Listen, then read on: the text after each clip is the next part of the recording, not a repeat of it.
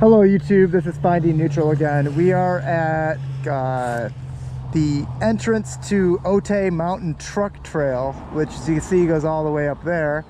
Just going to do a short video on what I usually bring when I'm out on the trail. So just going to start about communication. I have my cell phone here, which is in a holder, and then I have a charger here that's hooked up to a battery tender cable with the battery tender USB adapter. Now, back up to this when you don't have cell phone reception is my Garmin.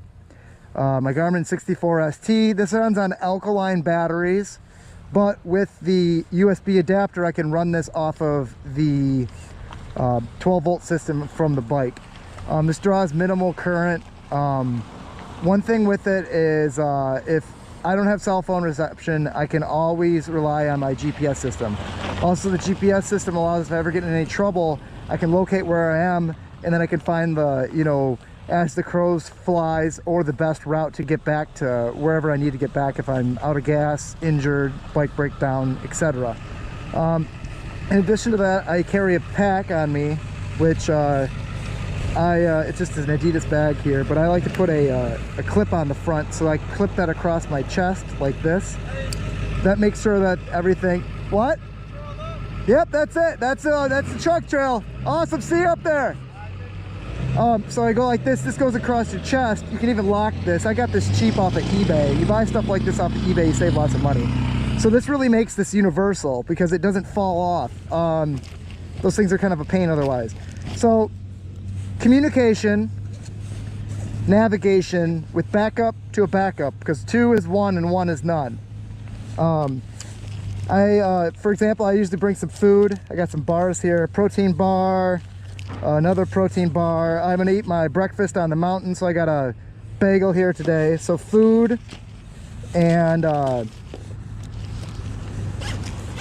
very necessary, even more important than food, is water. So I got a liter of water right here. That's gonna be fine. It's Southern California. It's kind of a cooler day, but still, you got to make sure, because you run out of gas, water is going to be your limiting factor. So probably should have talked about water before food, but I guess I'm kind of hungry.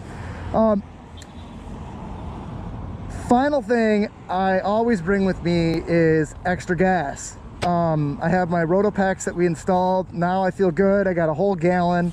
Otherwise, I was just using an MSR camping fuel bottle that was 750 ml. So what is that? 3/4 of a liter, or of a, yeah, 3/4 of a quart. Roughly quart is about a liter. But now I got a full gallon. It's mounted on here in a safe way, in a safe container. I don't have to worry about it leaking into my backpack and lighting myself on fire. I do have this set up now so that the spout is right here, which some people are like, oh, but that's right by your exhaust. One thing about this is, when I'm storing this bike on the kickstand now, there isn't a lot of gas that's on this. If this sort of leaked during storage, it'd only leak out to the level of here. That's why I put it like this. But I trust the tank, I trust the roto packs. This is like the best designed gas tank I've ever seen in my life. So I got communication, backup communication, navigation, backup navigation, especially if I don't have cell service. I got water, I got food, and then I got gas. And this gas isn't just for me, but you might come across another person out on the trail who, didn't plan as good and needs some gas just to get out. So you can always be out there to help your other dirt bikers,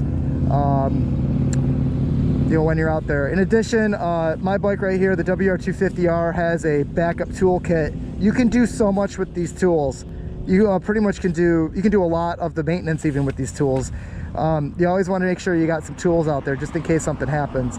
I am thinking about starting to carry zip ties. I heard this from a guy at a K-Surplus store yesterday here in San Diego, when I was buying my grade A bolts to put the Rotopax mount on. As you can see, the grade A bolts are the anodized color, the gold color. Those are stronger than the actual aluminum they're mounting.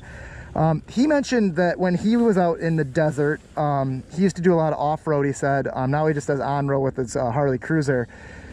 If he got a flat, he would take big zip ties with them, and then he'd just zip tie around, zip tie around, zip tie around, zip tie around, all around the tire. Maybe put like 15, 20 zip ties on, and it was enough to stabilize the tire, a flat tire, until you got out back to you know, civilization.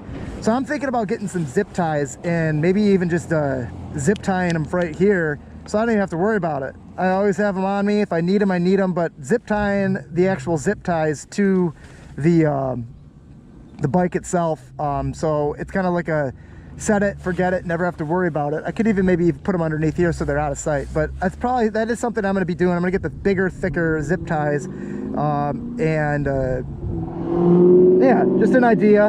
I think about adding that. But other than that, that pretty much is the setup, you know, besides your protective gear that you got, which is, you know, we just covered that in the other video, you know, your earplugs, your goggles, your helmet, your jacket, your shorts, your gloves, and your boots, I guess. Hopefully I named them all there, but you get the point. Awesome. We're gonna be going, or I guess we are, as I'm speaking to we, whatever.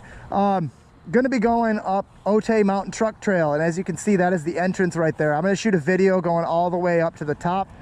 You know, we're gonna have my breakfast up there. I guess at this point it's almost lunchtime, because, you know, it's, what time is it right now? It is 11:30, so I'm gonna have lunch up there on the mountain.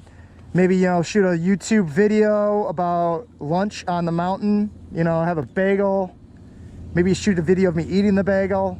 I don't know. This is, you know, it's limitless. Okay, thank you. I'll see you soon. Thank you. Bye.